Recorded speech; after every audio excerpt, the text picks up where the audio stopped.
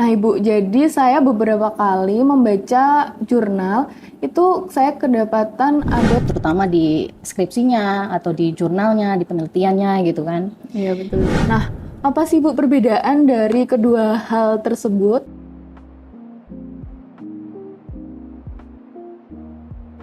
Assalamualaikum warahmatullahi wabarakatuh. Halo semuanya, selamat datang di Sigma Talk. Dengan saya, Septi Wahyu Larasati, agen statistik dari Universitas Islam Kadiri.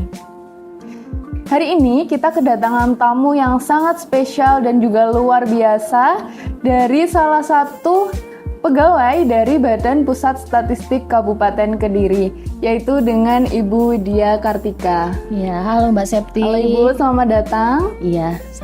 Apa kabarnya Ibu hari ini? Alhamdulillah sehat. Alhamdulillah. Baik teman-teman semuanya, kali ini kita akan mengenal mengenai PDRB. Nah Ibu, jadi saya beberapa kali membaca jurnal, itu saya kedapatan ada kata-kata PDRB. Apa sih Ibu sebenarnya PDRB itu? Ya PDRB ya Mbak Septi ya. Iya, Ibu. Halo sahabat Sigma Talk. Ya sekarang kita mau bahas PDRB menurut Mbak Septi Ki.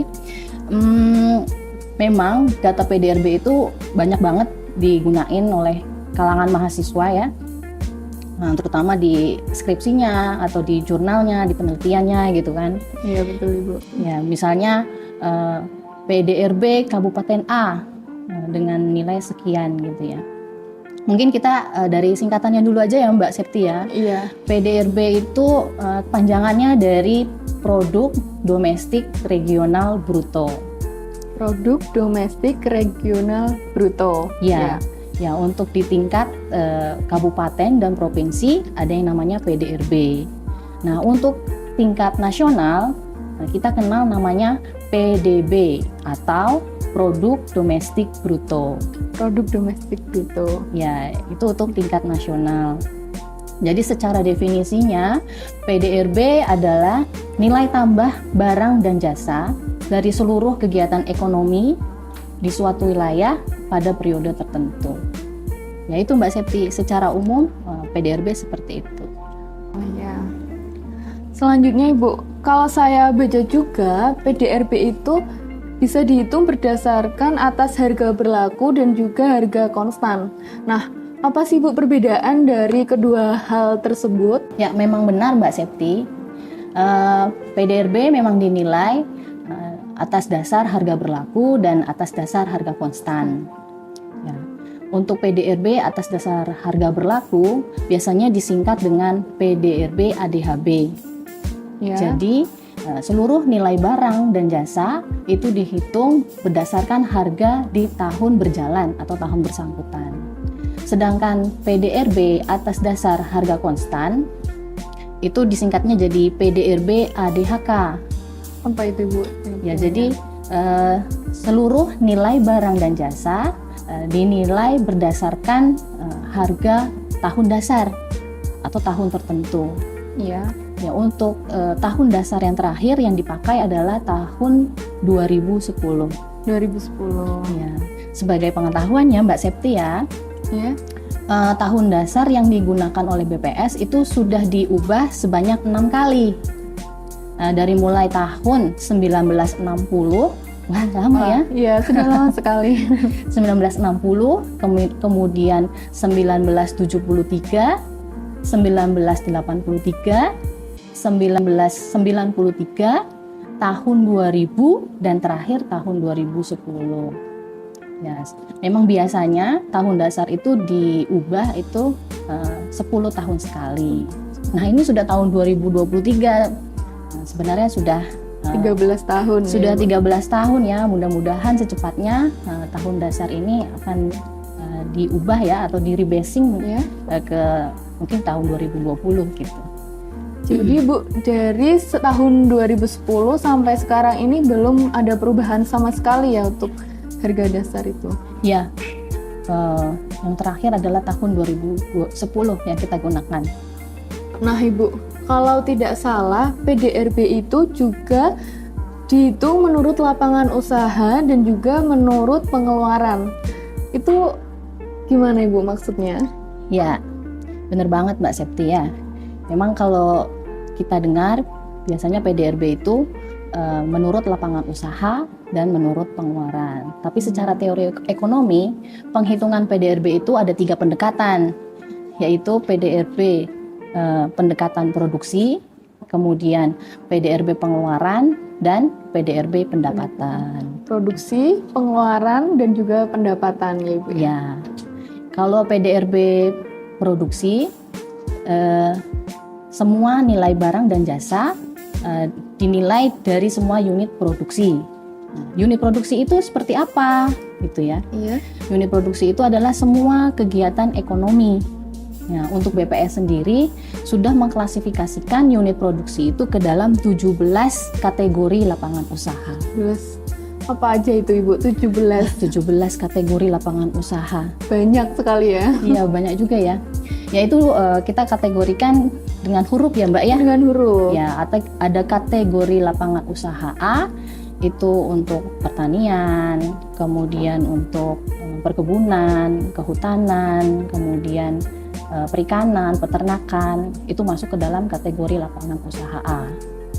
Kemudian yang lain kategori B itu penggalian dan pertambangan. Gitu. Kemudian ada lagi kategori lapangan usaha C. Itu untuk industri pengolahan. Ada lagi kategori G itu untuk perdagangan dan sampai dengan kategori lapangan usaha U untuk jasa-jasa. Nah, gitu. Nah, untuk PDRB pengeluaran ini PDRB dihitung dengan pendekatan konsumsi akhir dari 7 komponen pengeluaran. Ada 7 komponen ya, Iya, ya. itu ada komponen pengeluaran rumah tangga, kemudian ada pengeluaran pemerintah, kemudian ada pengeluaran lembaga non-profit yang melayani rumah tangga, ada pembentukan modal tetap bruto, atau yang biasa kita kenal investasi itu ya. Kemudian ada perubahan inventory, kemudian ada juga pengeluaran untuk impor dan ekspor. Wah, sangat-sangat banyak sekali Ibu ternyata. Iya, banyak. Dan yang pasti Mbak Septi, hasil penghitungan dari PDRB menurut lapangan usaha dan PDRB menurut pengeluaran itu akan menghasilkan angka yang sama. Selalu Ibu itu? Iya, selalu sama antara PDRB menurut lapangan usaha dan PDRB menurut pengeluaran. Ibu, saya mau tahu nih Bu, bagaimana sih perhitungan PDRB yang bisa dilakukan oleh BPS? Iya, PDRB itu mungkin memang kalau bisa dibilang kompleks ya Mbak ya. Ya kompleks karena untuk mendapatkan data PDRB itu kita membutuhkan data-data yang lintas sektor istilahnya seperti itu. Di dalam PDRB kan di situ ada data-data pertanian ya, kemudian ada data perdagangan, data industri. Istilahnya PDRB itu kan untuk mengukur seberapa besar sih, seberapa banyak kekayaan yang ada di wilayah tersebut gitu. Nah di BPS sendiri untuk menghitung PDRB ini ada bagian sendiri gitu ya. Kalau di daerah, di kabupaten namanya bidang atau fungsi neraca wilayah dan analisis statistik.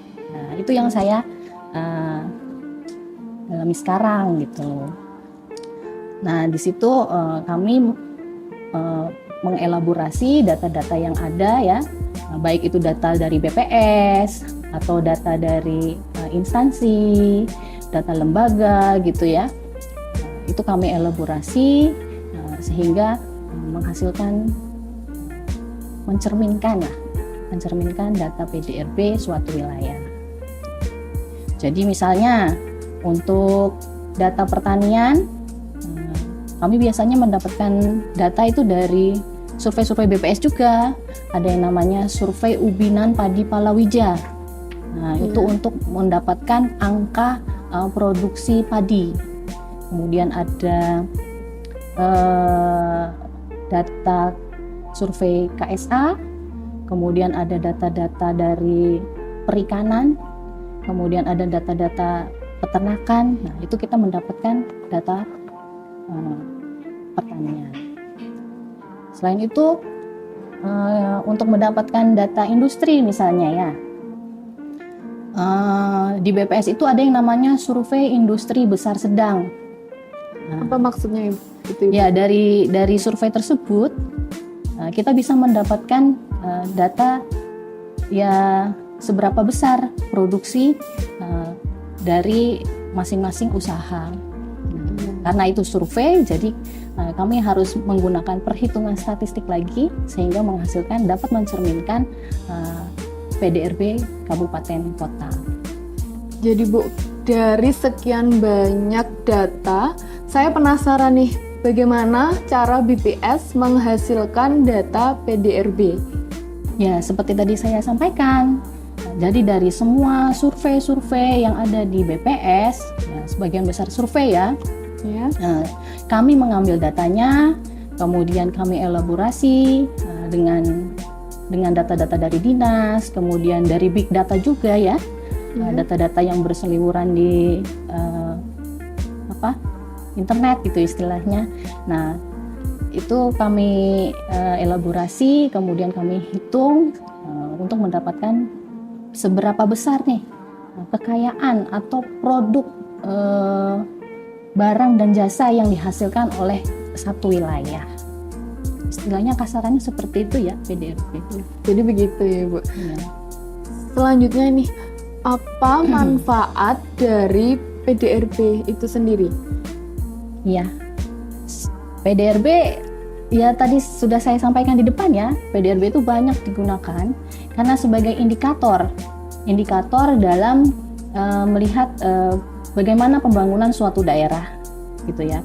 Dari hasil penghitungan PDRB itu nanti kita mendapatkan variabel-variabel turunan.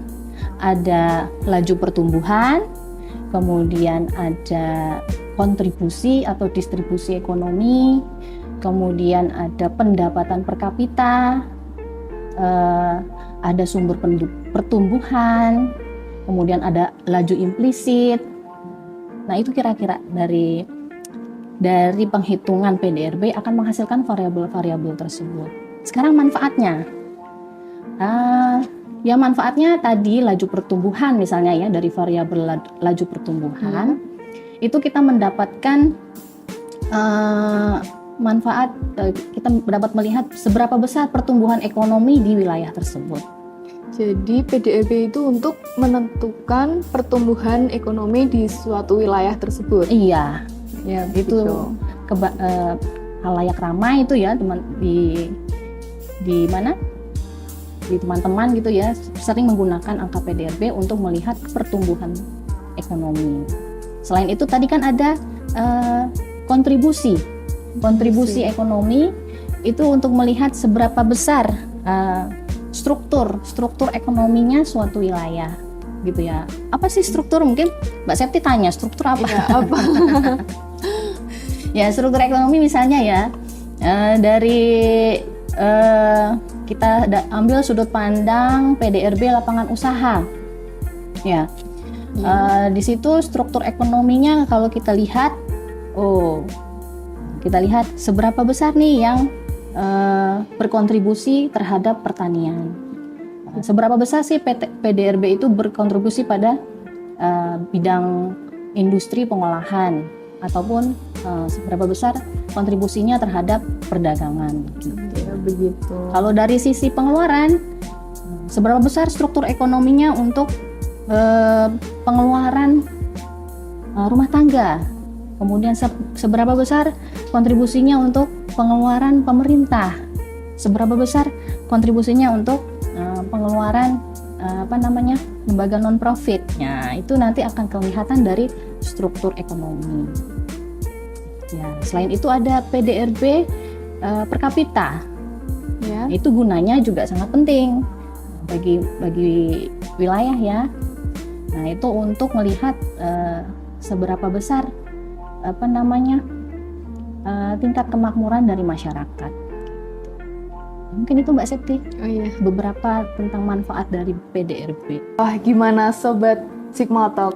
Sudah pusing atau tambah lebih penasaran? Nah Ibu, saya mau tanya satu kali lagi nih, yang terakhir. Kalau data terakhir PDRB itu tahun berapa ya?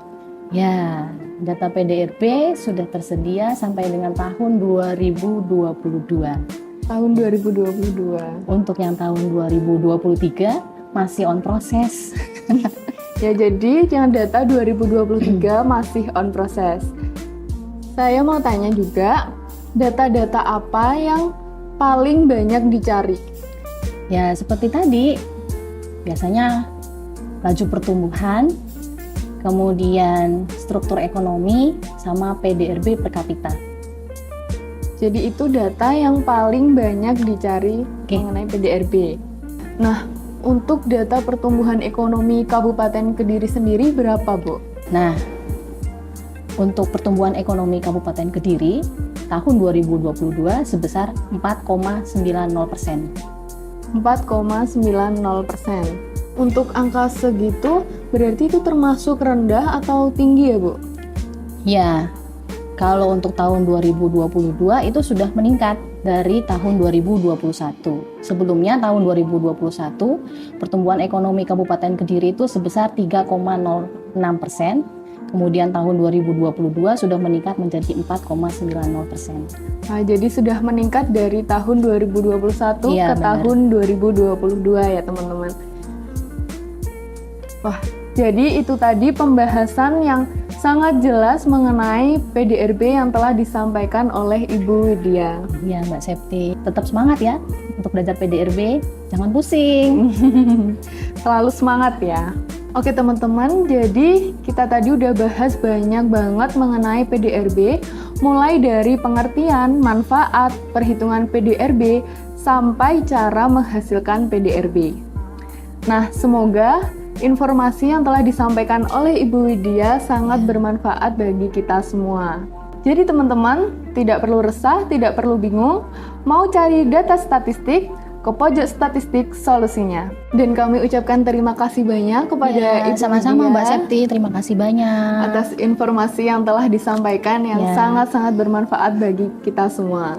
Dan jangan lupa untuk selalu kunjungi pojok statistik yang ada di ruang baca lantai 3 Gedung Fakultas Ekonomi Universitas Islam Kediri, Kediri. Pojok statistik, tempat asyik belajar statistik. Wassalamualaikum warahmatullahi wabarakatuh. Waalaikumsalam.